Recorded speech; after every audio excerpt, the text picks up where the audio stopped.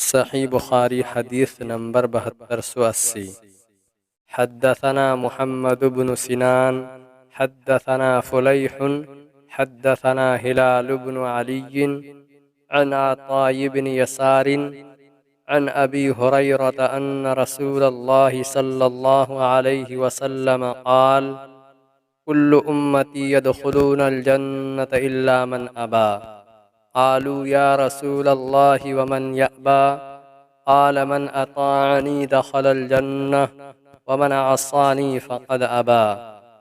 رسول اللہ صلی اللہ علیہ وآلہ وسلم نے فرمایا، ساری امت جنت میں جائے گی سوائے ان کے جنہوں نے انکار کیا۔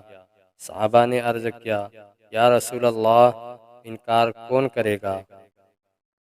فرمایا کہ جو میری اطاعت کرے گا وہ جنت میں داخل ہوگا، اور جو میری نافرمانی کرے گا اس نے انکار کیا۔